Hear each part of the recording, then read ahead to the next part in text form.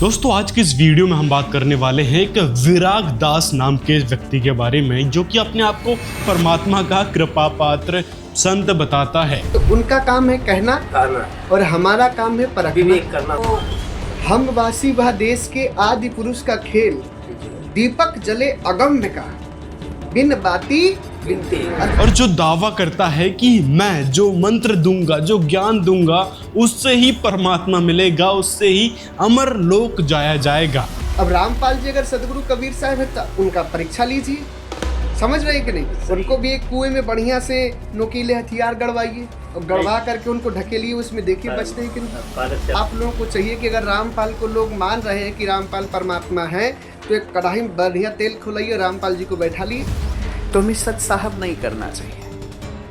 सत साहब परमात्मा कहीं करने के लिए नहीं बोले कि सदगुरु कबीर साहब का ग्रंथ है, उसको प्रमाणित करने की आवश्यकता नहीं है। उसकी वाणी जब आप पढ़ेंगे, वो वाणी ही आपको प्रमाणित कर देगी कि सदगुरु कबीर साहब का ग्रंथ है। तो आइए आज की इस वीडियो में इसकी एक एक बातों का पर्दाफाश करते हैं कि किस प्रकार से ये अज्ञानी व्यक्ति लोगों को लगातार मूर्ख बनाने में लगा है। जैसे कबीर साहब जी के नाम पर ढेरों पंथ चल रहे हैं, ढेरों संस्थाएं चल रही हैं। कबीर साहब जी के नाम पर सभी लोग तरह तरह से रोटियां सेकने में लगे हैं। तो ये महाशय किस प्रकार से कबीर साहब के नाम पर तरह तरह संतों के ज्ञान को एकजुट करके और अपना ज्ञान बनाकर लोगों को बेवकूफ़ बनाने में तुले हैं।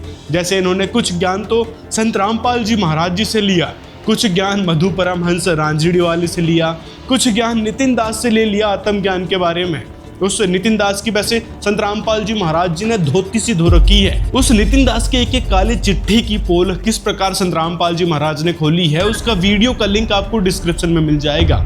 इसी नितिन दास, इसी झोला छाप नितिन दास की तरह है ये विराग दास, जो कि गाजीपुर उत्तर प्रदेश का है। ये सेम टू सेम नितिन दास की डिक्टो कॉपी इसको मान लेना, क्योंकि ये हमेशा दोगली बातें करता है। पहले किसी संत के बारे में, जैसे संत रामपाल जी महाराज जी के बारे में कहें तो संत रामपाल जी महाराज जी के ज्ञान को डिबंक करने के लिए कुछ बातें बोल देगा, उसके जस्ट बाद ही खुद ही अपनी बातों से उस बात को डिबंक कर देता है। गुरुजी रामपाल जी तो बताते हैं कि सत्संग में ये है, सत्संग में वो है, परमात्मा उनके सिंहासन पे बैठे हैं। उसी प्रकार जैसे नितिन दास अपनी बातों से अपनी बातों को ही काट देता है, तो इसी प्रकार ये विराग दास नाम का ये भी संत है गाजीपुर उत्तर प्रदेश का, ये भी अपनी बातों से ही अपनी बात को काट देता है। साहिब कह रहे हैं कि मेरे देश में ये कुछ भी नहीं, न 5 तत्व से बना शरीर है, न कृत है, न कुल है, न कुटुंब है, न परिवार है, न माया है वहाँ। जैसे इसके पास शंका समाधान करने के लिए एक व्यक्ति गया, उसने कहा कि भाई संत रामपाल जी महाराज तो अपने आप को परमात्मा बताते हैं। रामपाल ही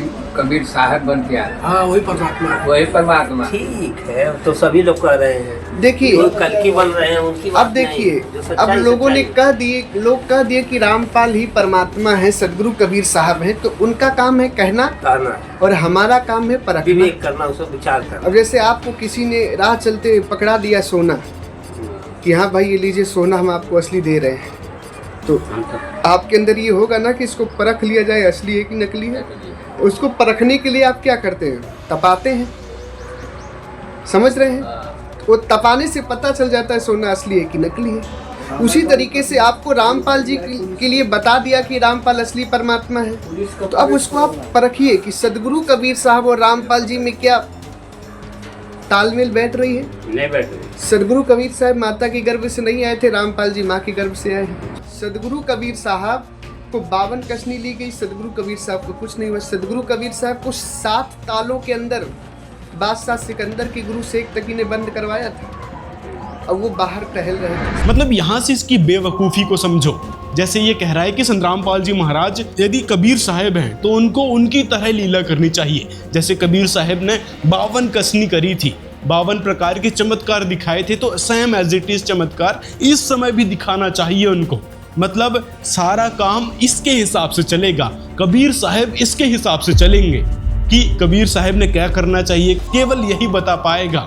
जबकि रियलिटी ये है कि यदि सच में इसके गुरु ने कबीर साहब के बारे में ठीक से ज्ञान दिया होता और इसको ठीक से समझाया होता कबीर परमेश्वर के बारे में, तो इसके दिमाग का दिवाला इस प्रकार से नहीं निकला होता जैसी ये बातें कर रहा है। रियलिटी ये है कि कबीर परमात्मा जब भी आते हैं वो अलग अलग सिचुएशन में, अलग अलग स्थिति में अपने हिसाब से लीला करते हैं। अगर इसके हिसाब से ही सोचा जाए तो कबीर साहब जैसे सतयुग में आए थे सतसुकृत के नाम से, तो उस समय भी इनको इसी प्रकार की लीला करनी चाहिए थी। इसके हिसाब से अगर त्रेता में कबीर साहब जी आए थे तो उसी हिसाब से लीला करनी चाहिए थी जैसे कलयुग में करी है, और द्वापर में कबीर साहब आए थे तो इसके हिसाब से उसी तरह की लीला करनी चाहिए थी जो कलयुग में कबीर साहब ने की थी। मतलब समझ रहे हो इसकी बेवकूफ़ी को कि किस प्रकार ये भोले भाले श्रद्धालुओं को सिर्फ और सिर्फ बेवकूफ़ बनाने का इरादा रखता है। सच्चाई ये है कि कबीर साहब हर प्रकार से अलग अलग तरह से लीला करते हैं। जैसे सतयुग में कबीर साहब आए थे तो उन्होंने उसी सिचुएशन के हिसाब से, उसी स्थिति के हिसाब से उन्होंने लीला करके दिखाया था। त्रेता में मुनिंदर रूप में कबीर साहब जी आए थे तो उन्होंने उसी हिसाब से लीला की। हनुमान जी को मिले, उन्होंने समुद्र का पुल बनवाया और रावण को समझाने गए, मंदोदरी और विभीषण को अपना शिष्य बनाया। तो कबीर साहब ने उस हिसाब से, उस सिचुएशन के हिसाब से वहां पे लीला की थी। यहाँ तक कि कबीर साहब रावण के दरबार में उनको समझाने के लिए जब गए थे मुनिंदर ऋषि जी के रूप में, तो वहां पर उन्होंने एक झाड़ू की सीख लेकर गए थे और रावण ने जो इतना बलशाली था उन्होंने कई बार प्रहार किया था, उस झाड़ू की सीख को एक खरोच भी नहीं आई थी। तो इस प्रकार के चमत्कार कबीर साहब जी ने उस समय दिखाए थे। अब इस विराग दास के हिसाब से तो कबीर साहब को वही चमत्कार, वही एज इट इज चमत्कार इस समय करना चाहिए था। और जैसे मुनिंदर ऋषि के रूप में हनुमान जी को मिले थे तो कलयुग में भी हनुमान जी को मिलना चाहिए था। मतलब इस प्रकार की फालतू की बातें इनसे कितनी ही करवा लो, क्योंकि इनके पास ज्ञान तो है नहीं। सामने बैठे बोले वाले श्रद्धालुओं को कुछ न कुछ तो जवाब देना है। आप लोगों को चाहिए कि अगर रामपाल को लोग मान रहे हैं कि रामपाल परमात्मा है तो एक कढ़ाई में बढ़िया तेल खुलाइए, रामपाल जी को बैठा लिए, उनको भी एक कुएं में बढ़िया से नोकीले हथियार गड़वाइए और गड़वा करके उनको ढकेलिए, उसमें देखिए बचते हैं कि नहीं। इसी प्रकार की आलतू फालतू बातें करके उनको भ्रमित करने लगते हैं। और अगर इसके हिसाब से एक और उदाहरण दें तो रामचंद्र जी और कृष्ण जी विष्णु जी के अवतार थे, तो इसके हिसाब से विष्णु जी ने जो लीला की है वही लीला same as it is Ramchandra ji को करनी चाहिए, वही लीला same as it is Krishna ji को करनी चाहिए। तभी ये मानेगा कि भाई विष्णु जी के अवतार हैं कृष्ण जी और रामचंद्र जी, नहीं तो नहीं मानेंगे। मतलब या तो फिर रामचंद्र जी ने जो लीला की same as it is Krishna ji को करनी चाहिए, तभी ये मानेगा कि भाई हाँ रामचंद्र जी और कृष्ण जी एक ही हैं, उन विष्णु जी के अवतार हैं। मतलब समझ रहे हो इसकी बेवकूफ़ी को कि किस प्रकार की ये बातें करता है। जब इनके पास कोई ज्ञान है ही नहीं तो क्या ये जवाब देंगे उन भोले श्रद्धालुओं को? इसी प्रकार के उल्टे पुल्टे कूतर के निकलेंगे और क्या। तो कहने का मतलब है कि कबीर साहब अपनी आत्माओं को समझाने के लिए, अपनी प्रिय आत्माओं को समझाने के लिए समय समय पर आते रहते हैं और तरह तरह की अलग अलग तरह की लीलाएं करते रहते हैं उनको सतलोक ले जाने के लिए, ना कि एक ही प्रकार की लीला सेम एज इट इज दोहराएंगे। हाँ, जब ये युग रिवाइंड होंगे, जैसे सतयुग फिर से आएगा, त्रेता फिर से आएगा, द्वापर फिर से आएगा, कलयुग फिर से आएगा, तो सेम एज इट इज लीला कबीर साहब करते हैं कि कमल के फूल पर आते हैं, सह शरीर आते हैं, सह शरीर जाते हैं। मतलब ये बताने के लिए कि कबीर साहब जो परमात्मा हैं वो कभी जन्म मृत्यु यानी माँ के गर्भ से नहीं जन्मते। अब दूसरा इसने उदाहरण इसमें दिया था कि भाई संत रामपाल जी महाराज तो माँ के गर्भ से जन्मे हैं। सदगुरु कबीर साहब माता के गर्भ से नहीं आए थे, रामपाल जी माँ के गर्भ से आए। जबकि संत रामपाल जी महाराज ने ये बात क्लियर की है और प्रमाण के साथ क्लियर की है कि कबीर साहब 1997 में संत रामपाल जी महाराज को आकर मिले थे।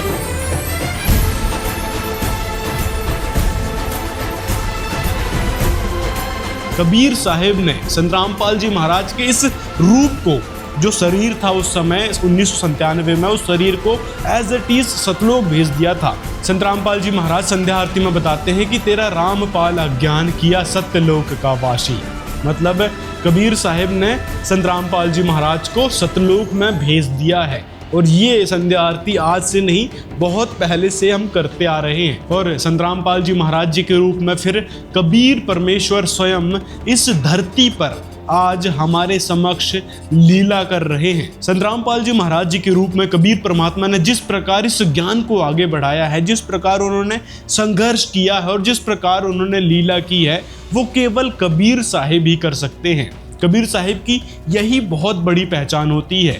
कबीर साहब ने 600 वर्ष पहले जिस प्रकार पाखंडवाद का, कुरीतियों का, घटिया परंपराओं, गलत परंपराओं का विरोध किया था, वही सेम एज इट इज कार्य आज के समय में संत रामपाल जी महाराज कर रहे हैं। जितनी भी कुप्रथाएं चल रही हैं, जितने प्रकार के पाखंडवाद चल रहे हैं, सभी का पर्दाफाश केवल और केवल कबीर साहिब कर सकते थे और आज संत रामपाल जी महाराज रूप में बैठे कबीर परमात्मा ने कर दिखाया है। जितनी बार भी कबीर साहिब को यानी संत रामपाल जी महाराज को लोगों ने दबाना चाहा, गुरुओं ने दबाना चाहा, हर बार कबीर साहिब ने एक अलग ही चमत्कार दिखाया, यानी संत रामपाल जी महाराज ने अलग ही चमत्कार दिखाया और आज ये ज्ञान जन जन तक पहुंच रहा है।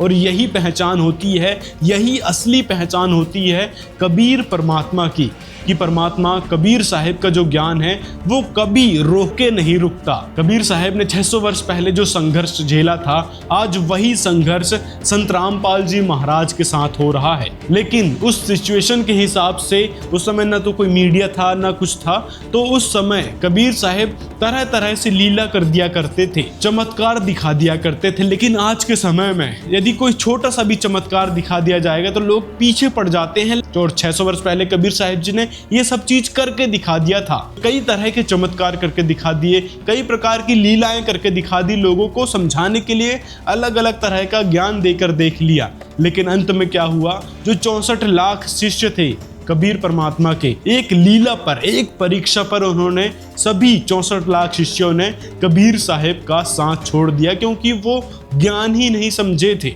उन्होंने सिर्फ और सिर्फ चमत्कार देखकर उस समय कबीर परमात्मा से नाम लिया था। तो आज के समय में कबीर परमात्मा चमत्कार दिखाकर नहीं, अपने ज्ञान के बलबूते अपनी आत्माओं को यहाँ से ले जाने के लिए आए हैं। और जो ज्ञान समझ जाता है, जो सभी प्रकार की शंकाओं से मुक्त हो जाता है, वो फिर कभी आनाकानी नहीं करता और सीधे परमात्मा के पास पहुंचने के लिए अग्रसर होता है और संघर्ष करता है। आज के समय में संत रामपाल जी महाराज यानी कबीर परमात्मा बेशक जेल में है, लेकिन उनका ज्ञान लगातार बढ़ रहा है।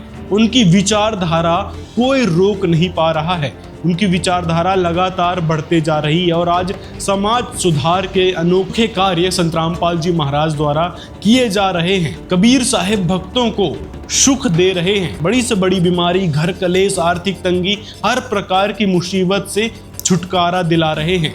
तो यही होती है परमात्मा की पहचान।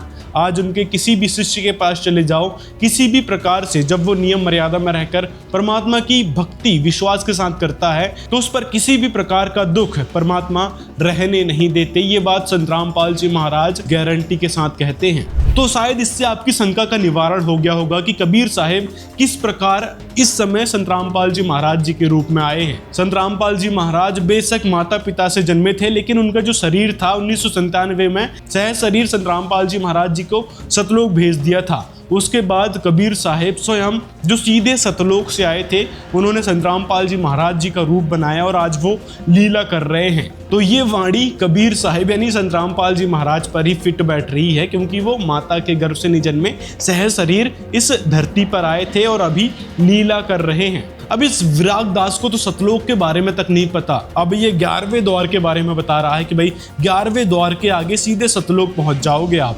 11वां दरवाजा वो है जहाँ से आप अमरलोक देश में इंटर होते हैं, जाते हैं। ये आत्मा अमरलोक देश में जहाँ जाती है, आत्मा के पार, जब सूक्ष्म आत्मा के पार जाएंगे आप, तब आपको परमात्मा का शब्द सुनाई देगा। वहीं 11वां दरवाजा वहीं शुरू होता है।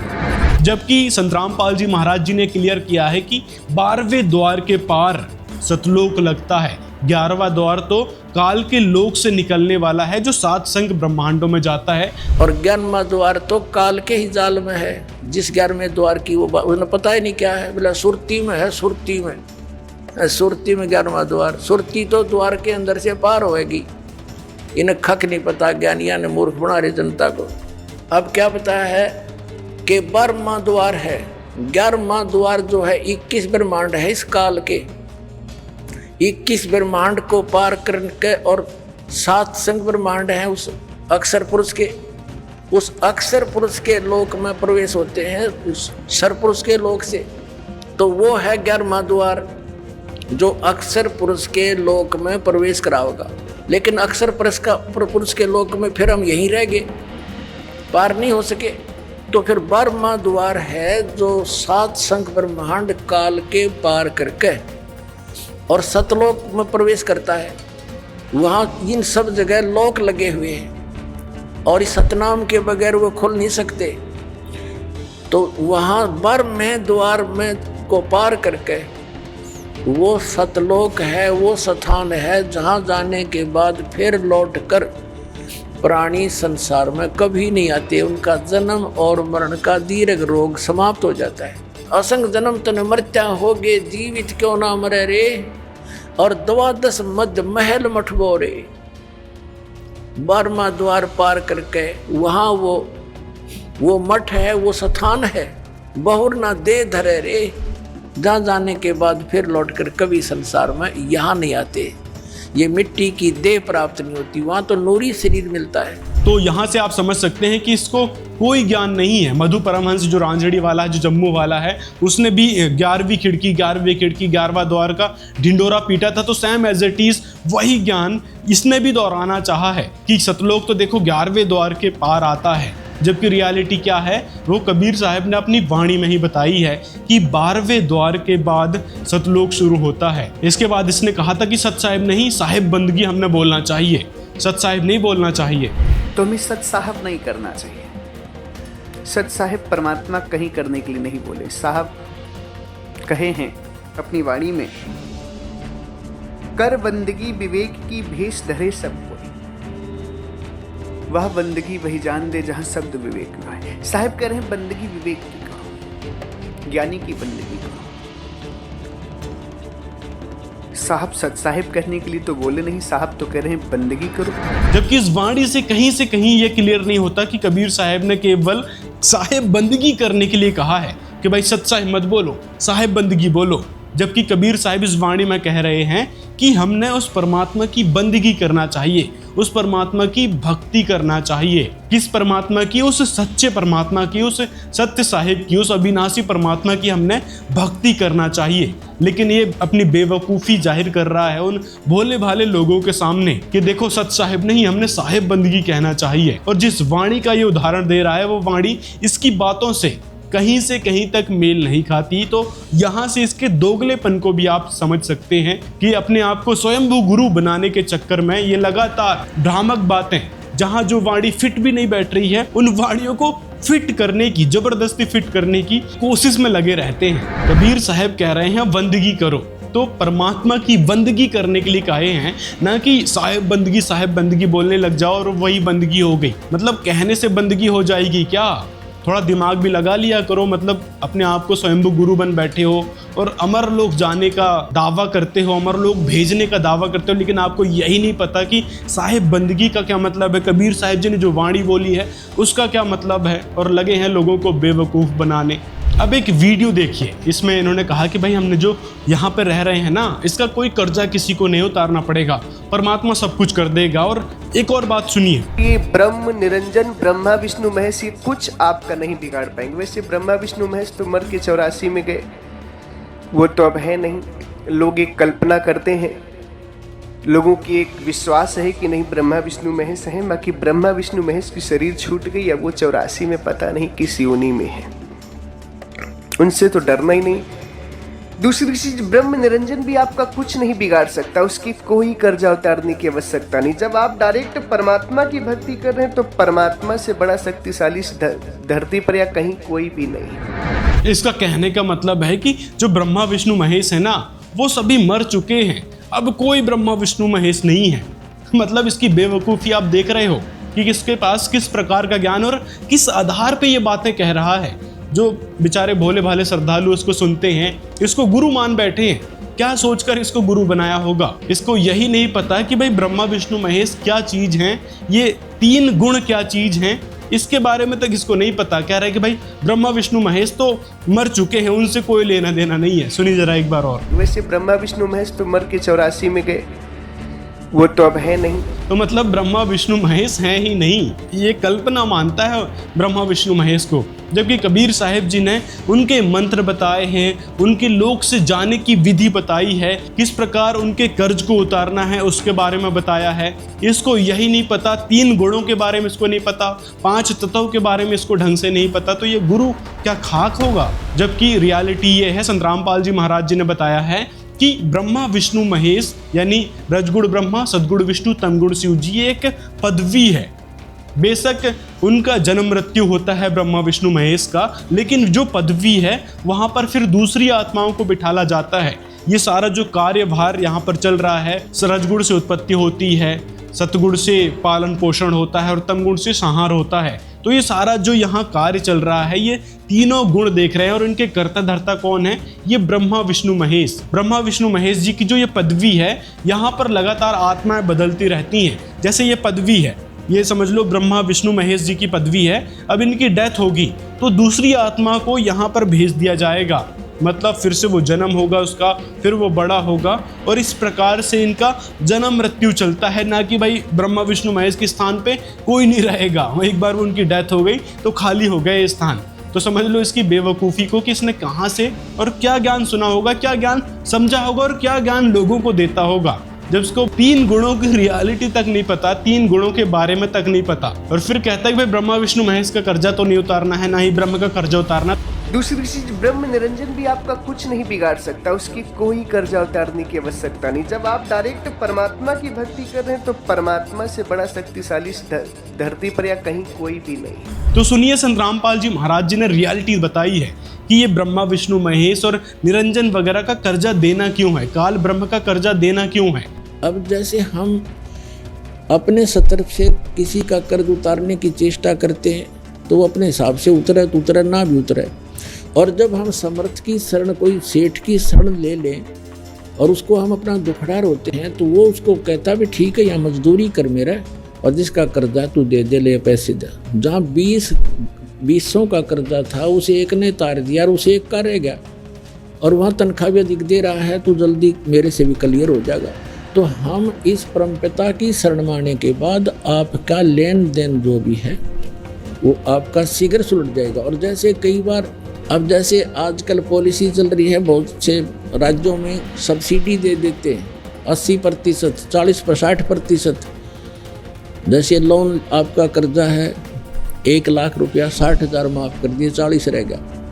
और कुछ ऐसे भी अच्छे राजा होते हैं जो अपनी प्रजा का कर्जा ही माफ़ कर देते हैं कि आगे तुम ठीक चलियो और पिछला कर्जा माफ़, तो हो गया ऋण मुक्त।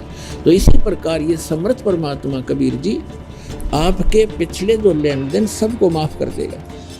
और आपके जो पुत्र पुत्री आए हैं, पिता बनकर आए हैं, पत्नी बनकर आए हैं, बेटा बेटी बनकर आए हैं, उनके संस्कारों के जो कर्जे हैं वो मालिक माफ़ करके कैंसिल कर देगा और उनको भी धनी करेगा भक्ति का, उनका भी पूरा अकाउंट कर देगा और आपको बहुत आसानी से छोड़ेगा। और इस बात को सिद्ध करने के लिए इसने कहा था कि भाई परमात्मा की शरण में आने के बाद, यानी कबीर परमात्मा की शरण में आने के बाद आपको कोई कर्जा वर्जा नहीं देना पड़ेगा, ना ब्रह्मा विष्णु महेश का कर्जा देना पड़ेगा, ना काल ब्रह्म का कर्जा देना पड़ेगा, मतलब किसी भी प्रकार का कर्जा नहीं देना पड़ेगा। और उदाहरण क्या दिया इसने कि जैसे आप प्रधानमंत्री से संपर्क कर लेते हैं, यानी परमात्मा से संपर्क कर लेते हैं, परमात्मा को प्रधानमंत्री बता के चला इसने, तो नीचे का कर्जा आपको कोई नहीं देना पड़ेगा। तो बेशक प्रधानमंत्री यहाँ पर बोल देगा भाई इसको कर्जा नहीं देना पड़ेगा, इसका कर्जा मैं भर दूंगा। तो इसी प्रकार हम इस काल के लोक में रह रहे हैं, तो यहाँ एक एक चीज का कर्जा हो रहा है। लेकिन जब हम परमात्मा की शरण में आ जाते हैं तो हमको यहाँ का कर्जा बहुत ही आसानी से सुलझ जाएगा। अब इस विराग दास गाजीपुर वाले ने फिर अपनी बेवकूफ़ी जाहिर की है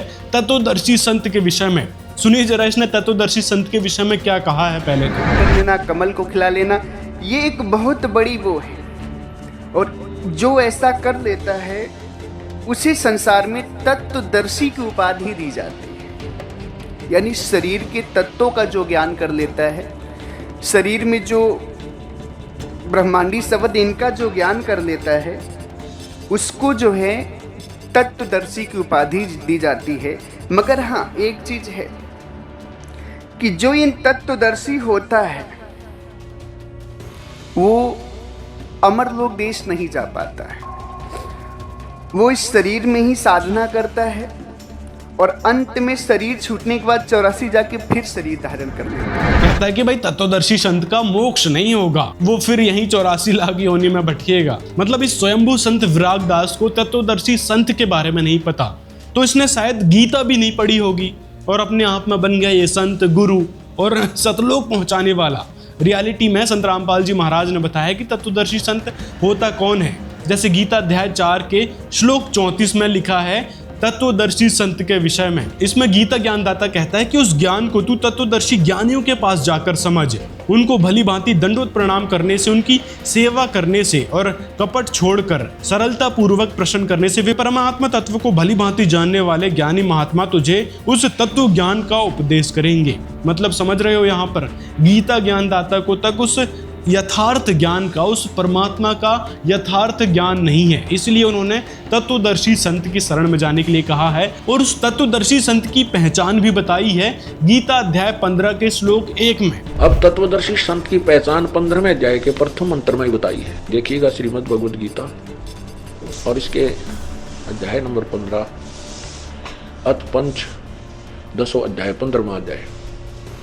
इसमें है कि ऊर्ध्व मूलम, ऊर्ध्व माने ऊपर को, मूलम माने जड़, अधः शाखम नीचे को शाखा वाला, अश्वत्थम प्राहु अवयम ये मजबूत पीपल का वृक्ष यानी वृक्ष रूपी अविनाशी संसार रूपी वृक्ष कहा है, जो कहा गया है छंदासी यस्य पर्णानि यतम वेद स वेदविद। छंद माने टुकड़े, विभाग सहित जिसके पत्ते आदि हैं वो ये तम वेद स वेदविद, जो उसको जानता है, स वेदविद वह तत्वदर्शी संत है, वह वेद के तात्पर्य को सही जानता है। ये देखना इन्होंने अनुवाद किया आदि पुरुष परमेश्वर मूल वाले। भावार्थ इनका ये ठीक है, ये कहना चाहते हैं कि ऊपर को जड़ है वो तो पूर्ण परमात्मा आदि पुरुष परमेश्वर समझो, और नीचे को शाखा तीनों गुण रूपी रजगुण ब्रह्मा, सतगुण विष्णु, तमगुण शिव जी रूपी शाखाएं हैं। ये देखना आदि पुरुष परमेश्वर मूल वाले, अधः शाखम, अधः का अर्थ इन्होंने ब्रह्मा रूप मुख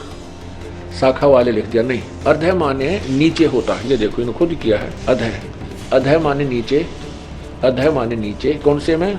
दूसरे ही मंत्र में, ये 15वें अध्याय के ये दूसरे ही मंत्र में इन्होंने अधः 2 बार लिखा इसमें, इसका यहाँ अनुवाद किया है, अधः माने नीचे और अधः माने नीचे। तो यहाँ हम इसके अनुसार अनुवाद करें, क्योंकि तो विचलित थे ये अनुवाद करता है, इनको पूर्ण ज्ञान नहीं था। ऊर्ध्व मूलम अधः शाखम, ऊपर को आदि पुरुष परमेश्वर मूल वाले, ये ठीक है, पूर्ण परमात्मा। तो ऊपर को जो जड़ है वो तो पूर्ण परमात्मा समझो इस संसार रूपी वृक्ष के। अधः शाखम नीचे को शाखा वाला। अब ये आपको समझ में आएगा इससे, ये चित्र देखें, ये है उल्टा लटका हुआ संसार रूपी वृक्ष। ऊर्ध्व मूलम ऊपर को पूर्ण परमात्मा रूपी जड़ वाला और नीचे को शाखा वाला, ये उल्टा लटका हुआ संसार रूपी अविनाशी वृक्ष है। और जो संत इसके सभी छंद यानी टुकड़ों को, ये तना क्या है, ये डार क्या है और ये शाखा क्या है और ये पत्ते कौन है, तो परमात्मा ने पूर्ण ब्रह्म ने अपने उस मुख्य ज्ञान में, अपनी मुखारविंद से उच्चारित उस तत्व ज्ञान में, अमृतवाणी में, कबीर वाणी में कहा है अक्षर पुरुष एक पेड़ है निरंजन वा की डारे, तीनों देवा शाखा है भाई पाते रूप संसार। अक्षर पुरुष ये पूरा एक संसार है, क्योंकि जो जमीन से बाहर दिखाई देता है हम उसको पेड़ मानते हैं, ये वृक्ष है, ये संसार रूपी अक्षर जड़ से जो जमीन से बाहर दिखता है हम उसको वृक्ष कहते हैं, वृक्ष। तो ये अक्षर पुरुष तना जो है ये तो अक्षर पुरुष है, और निरंजन ज्योति निरंजन ये ब्रह्म, ये इसकी डार है, मोटी डार जो निकली, उस डार के फिर 3 शाखाएं बन गई। तीनों देवा रजगुण ब्रह्मा, सतगुण विष्णु, तमगुण शिव जी, तीनों देवा शाखा हैं और ये पात रूप संसार। ये परमात्मा ने स्वयं बताया है कि अक्षर पुरुष एक पेड़ है, अक्षर, क्षर पुरुष और अक्षर पुरुष, ये अक्षर पुरुष है, ये क्षर पुरुष है, और ये तीनों देवा रजगुण ब्रह्मा, सतगुण विष्णु, तमगुण शिव जी रूपी शाखाएं हैं, और ये पात रूप संसार है। तो ये जो ऊपर है ये मूल जो है ये पूर्ण परमात्मा है, इसको परम अक्षर ब्रह्म भी बोलते हैं, परम अक्षर ब्रह्म। और ये क्षर ब्रह्म, ये अक्षर, ये परम अक्षर ब्रह्म, ये अक्षर ब्रह्म यानी अक्षर पुरुष, परब्रह्म भी कहते हैं, ये क्षरपुरुष क्षरब्रह्म भी कहते हैं इसको। और ये तीनों रजगुण ब्रह्मा सदगुण विष्णु, ये तीनों शाखा हैं। अब पर ये ज्ञान अब समझ में आएगा गीता जी वाला।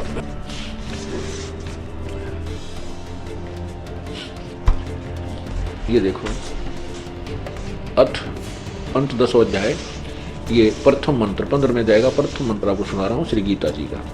आदि पुरुष परमेश्वर मूल वाले, ऊर्ध्व मूलम ऊपर को, ऊर्ध्व माने ऊपर को, मूल वाला, और अधय माने नीचे को। इन्होंने लिखा ब्रह्मा रूप मुख, मुख्य शाखा वाले, ब्रह्मा रूप मुख्य शाखा वाले नहीं, अधय शाखम नीचे को शाखा वाला।